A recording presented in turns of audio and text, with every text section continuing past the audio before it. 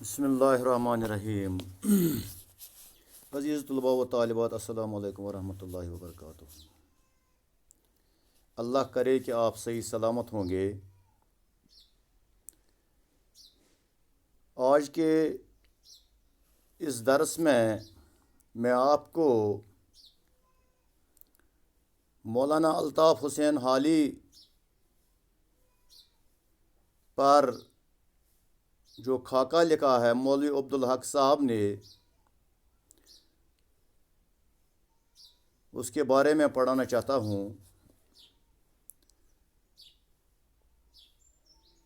درس و تدریس پر جانے سے پہلے میں آپ سے گوش گزار کرنا چاہتا ہوں کہ آپ اپنی درسی کتاب بہارستان اردو کے صفحہ نمبر 65 پر جائیے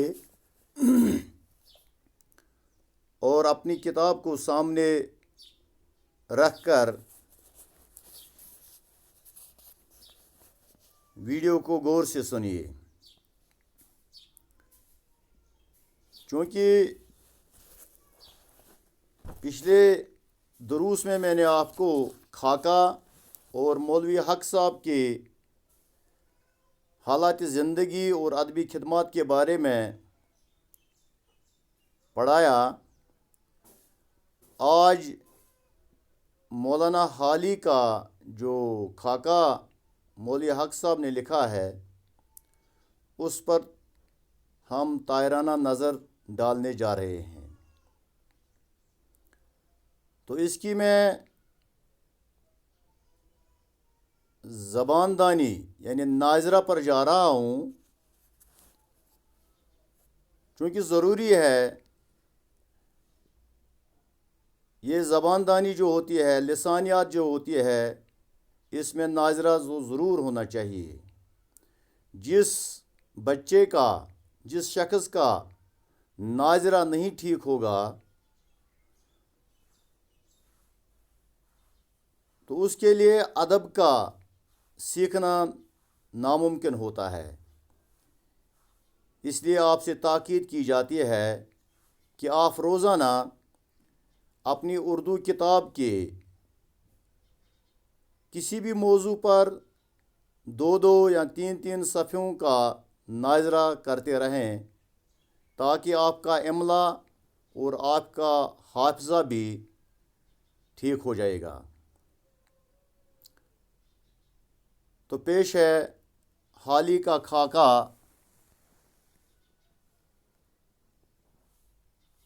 مولوی حق صاحب کی زبانی. مجھے اپنے زمانے کے نامور اصحاب اور اپنی قوم کے بڑے شخصوں سے ملنے کا اتفاق ہوا ہے. تو یہاں لفظ جو مجھے استعمال ہوا ہے گرامر کے لحاظ سے یہ ضمیر ہے، یعنی یہ عبدالحق کی طرف اشارہ کرتا ہے. اس میں عبدالحق صاحب بزبانی خود لکھتے ہیں کہ مجھے اپنے دور کے بڑے صاحبوں سے ملنے کا موقع ملا، لیکن مولانا حالی جیسے پاک سیرت اور خصائل کا بزرگ مجھے ابھی تک کوئی نہیں ملا. خصائل خصلت کی جمع ہے. نواب عماد الملک فرمایا کرتے تھے کہ سر سید کی جماعت میں بحیثیت انسان کے مولانا حالی کا پایہ بہت بلند ہے. پایہ کہتے ہیں درجہ کو، رتبہ کو. کہتے ہیں کہ نواب عماد الملک فرماتے ہیں کہ مولانا حالی کا درجہ سر سید کی جماعت میں جو ہم عصر جماعت جس کو کہتے تھے اس کا درجہ بہت بلند تھا. اس بات میں سر سید بھی انہیں نہیں پہنچتے تھے.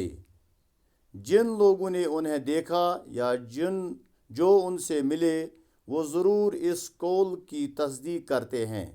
قول کہتے ہیں بات کو. خاکساری اور فرونتی خلقی تھی. خاکساری کہتے ہیں عجز اور انکساری. इस कदर बड़े होने पर भी छोटे बड़े से झुक कर खुलूस से मिलते थे। यानी हाली का जब किसी से आमना सामना होगा तो उसमें गुरूर का न होना, यानी वो इनकिसारी और आजिज़ी से बड़े अदब के साथ हर एक से अच्छी तरह से पेश आते थे। तो जब उनसे रुखसत होते थे खुश होकर लौट जाता और फिर उम्र भर उनके हुस्न अखलाक का मदह रहता है। मदह कहते हैं तारीफ़ करना, तारीफ़ करने वाला। उनका रुतबा बड़ा था मगर उन्होंने कभी अपने आप को बड़ा न समझा। यानी मौलाना हाली हुस्न अखलाक के पैकर थे। उसने कभी भी अपने आप को बड़ा नहीं समझा।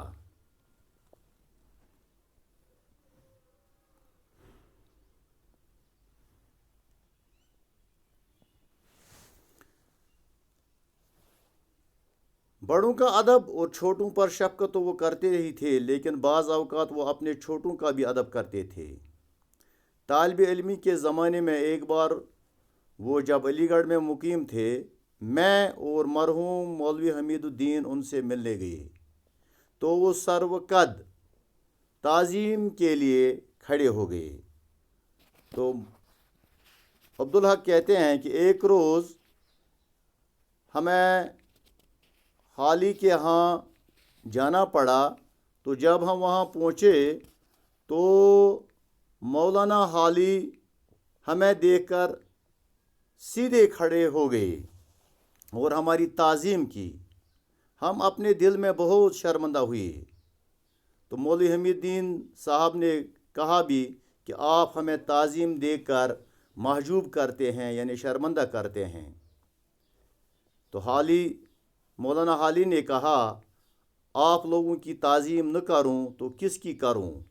आइंदा आप ही तो कौम के नाखुदा होने वाले हैं। नाखुदा कहते हैं रहबर। लघवी माने है नाखुदा का मलाह, यानी किश्ती चलाने वाले का। तो यहाँ इसका इस्तिलाही माने है रहबर, रहबरी करने वाला। All India Muslim education conference के मशहूर सफ़ीर मौलवी अनवार अहमद मरहूम फरमाते थे कि एक बार वो पानीपत गए। जाड़ों का ज़माना था, जाड़ा कहते हैं सर्दियों का ज़माना था। अंधेरा हो चुका था। स्टेशन से सीधे मौलाना के मकान पर पहुँचे। दालान पर पर्दे पड़े हुए थे। उन्होंने पर्दा उठाया और झांक कर देखा। मौलवी साहब फर्श पर बैठे थे और सामने आग की अंगीठी रखी थी। अंगीठी चूँकि पुराने ज़माने में इस्तेमाल हुआ करती थी। आज लोग तो बुखारियाँ या हीटर वगैरह इस्तेमाल करते थे, बॉयलर इस्तेमाल करते हैं, ब्लोवर इस्तेमाल करते हैं। तो पुराने ज़माने में वो अंगीठी जिसमें कोयला रख कर उन कोयले के अंगारों को दहक दिया जाता था और गर्मी हासिल करते थे, उसको अंगीठी कहते हैं। तो जब हाली ने उन्हें देखा तो देखकर बहुत खुश हुए और उठकर मिले और अपने पास बिठा लिया। मिजाज पुरसी के कुछ देर इधर उधर की बातें होती रहीं। उसके बाद खाना मंगवाया। मरहूम अनवार अहमद खाने के बहुत शौकीन थे। पानीपत की मलाई बहुत मशहूर है। तो ये बात याद रखनी चाहिए कि पानीपत की एक चीज़ जो सारे हिंदुस्तान में मशहूर है वो है मलाई। उनके लिए मलाई मंगवाई। खाना खाने के बाद कुछ वक़्त बातचीत करने में गुजरा। फिर उनके लिए पलंग बिछवा कर बिस्तरा कर दिया और खुद आराम करने के लिए अंदर चले गए। तो मौलवी हक साहब कहते हैं, मैं और मौलवी अनवार अहमद चूँकि बहुत थके हुए थे, ہم سوئے اور رات کے 12 بجے مولانا حالی اٹھے اور ہماری رضائیوں کو چھو رہے تھے، تو مولوی انوار احمد کہتے ہیں کہ انہوں نے چونک کر پوچھا کون ہو؟ مولوی صاحب نے کہا میں، آج سردی زیادہ ہے، مجھے خیال ہوا کہ شاید آپ کے پاس اوڑھنے کا سامان کافی نہ ہو تو یہ کمبل آیا۔ تو اس سے مولانا کی مہمان نوازی کا اندازہ ہوتا ہے، وہ بہت خوش ہوتے تھے اور سچے دل سے خاطر تواضع کرتے تھے۔ مولانا بہت ہی رقیق القلب تھے۔ رقیق القلب کہتے ہیں نرم دل، دوسروں کی تکلیف کو دیکھ کر بے چین ہوتے تھے اور جہاں تک اختیار میں ہوتا اس کے رفع کرنے کی کوشش کرتے ہیں، رفع کرنا کو دور کرنا۔ حاجت مندوں کی حاجت روائی کرنے میں بڑی فراخ دلی سے کام لیتے تھے۔ باوجود یہ کہ ان کی آمدنی قلیل تھی، قلیل کہتے ہیں کم، لیکن اپنے پرائے یعنی اپنے اور پرائے خصوصاً مصیبت زدہ لوگوں کے ساتھ سلوک کرتے تھے۔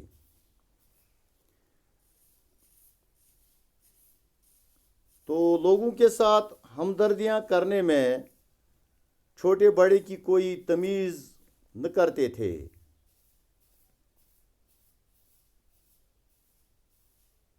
اس بامروت ایسے تھے کہ انکار نہیں کر سکتے، یعنی اگر انہیں کوئی حاجت مند ان کے پاس آتا تھا تو ان کو وہ محروم نہیں کرتے تھے، کچھ نہ کچھ دیتے تھے۔ تعصب ان میں نام کو نہ تھا۔ تعصب ایک بہت بڑی بیماری ہے جو انسان کے اخلاق اور کردار کو تباہ کر دیتا ہے۔ ہر قوم و ملت کے آدمی سے یکساں خلوص اور محبت سے پیش آتے تھے۔ ہندو مسلم اتحاد کے بڑے حامی تھے، یعنی مولانا حالی ہندو مسلم اتحاد کے بڑے حامی تھے، امن پسند تھے۔ جب کبھی ہندو مسلم نزا کہتے ہیں جھگڑا کا کوئی واقعہ سنتے تھے تو انہیں بہت غم اور افسوس ہوتا تھا۔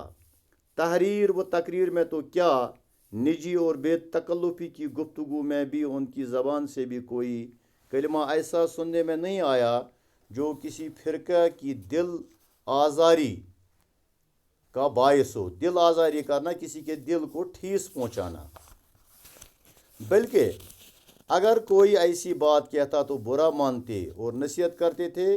بے تعصبی کا وصف انہی لوگوں میں پایا جاتا جن کی طبیعت میں انصاف ہوتا۔ نام و نمود یعنی نمائش، ظاہرداری، جھوٹی شہرت چھو کر نہیں گیا تھا۔ ہمارے شاعروں میں تو اللہ عیب ہی نہیں رہی بلکہ شیوا ہوگی۔ تو اللہ کہتے ہیں اصل میں یہ شاعری اصطلاح میں جس میں شاعر اپنی بڑائی کو بیان کرتا ہے، اپنی بڑائی ظاہر کرتا ہے۔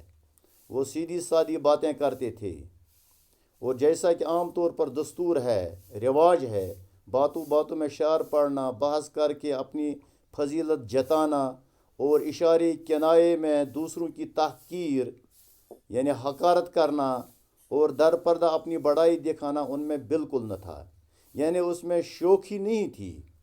وہ تو اللہ سے کبھی نام کام نہیں لیتے تھے۔ ہاں، شہر میں البتہ کہیں کہیں تولا آ گئی ہے، مگر وہ بھی ایسے لطیف پیرائے میں کہ خاکساری کا پہلو وہاں بھی ہاتھ سے نہ جانے دیتا۔ یعنی مولانا حالی شعر بھی کہتے تھے، کبھی کبھی انہوں نے وہ شاعرانہ تولا بھی استعمال کیا، لیکن اس میں بھی عاجزی اور انکساری سے ہی کام لیا۔ جیسے ان کا ایک شعر ہے، مال ہے نایاب پر گاہک ہے اس سے بے خبر، شہر میں کھولی ہے حالی نے دکان سب سے الگ۔ تو اس شعر میں شاعرانہ تولا ہے۔ ان کا ذوق شعر اعلیٰ درجے کا تھا، جیسا کہ حیات سعدی، یادگار غالب اور مقدمہ شعر و شاعری سے ظاہر ہے۔ لیکن وہ خواہ اس کی نمائش نہیں کرتے تھے. جب کوئی پوچھتا یا اتفاق سے بات آ پڑتی تو وہ کھل کر اس کے نکات بیان کرتے ہیں.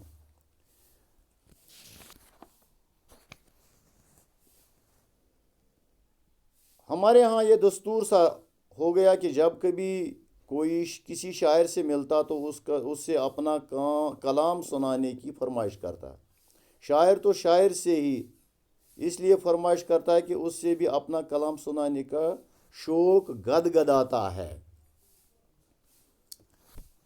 اور جانتا ہے کہ اس کے بعد مخاطب بھی اس سے یہی فرمائش کرے گا، اور بعض اوقات وقت کی جمع ہے تو اس کی بھی ضرورت نہیں پڑتی، بغیر فرمائش ہی اپنے کلام سے محظوظ فرمانے لگتے ہیں. دوسرے لوگ اس لیے فرمائش کرتے ہیں کہ شاعر ان سے اس کی توقع رکھتا. بعض شاعر تو اس کے لیے بے چین رہتے ہیں، لیکن بعض لوگ سچے دل سے اس بات کے آرزومند ہوتے ہیں کہ کسی بڑے شاعر کا کلام اس کی زبان سے سنیں. لوگ مولانا حالی سے بھی فرمائش کرتے تھے. وہ کسی نہ کسی طرح ٹال جاتے تھے اور اکثر یہ عذر کرتے دیتے تھے کہ میرا حافظہ بہت کمزور ہے. حافظہ کہتے ہیں یاداشت کو. اپنا لکھا بھی یاد نہیں رہتا. محض عذر لنگ ہی نہ رہتا تھا. عذر لنگ کہتے ہیں جھوٹا یا کمزور بہانہ. اس میں کچھ حقیقت بھی تھی، لیکن اصل بات یہ تھی کہ وہ خود نمائی سے بہت بچتے ہیں. آج کل تو ہمارے اکثر شاعر ترنم سے یا خاص طور پر گا کر پڑھتے ہیں، ان کا ذکر نہیں.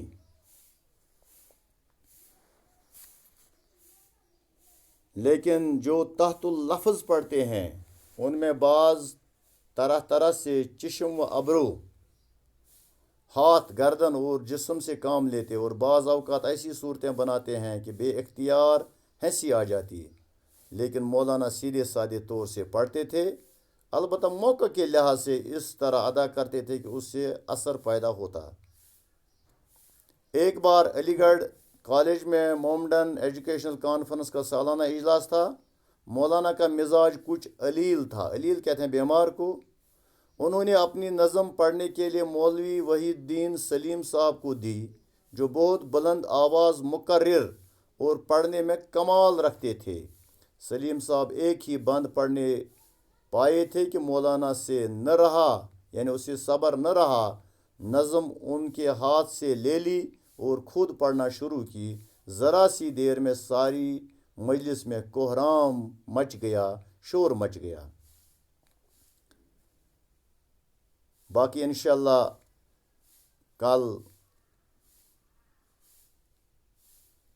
اس کو اختتام تک پہنچائیں گے. وسلم. اپنا خیال رکھیے. السلام علیکم.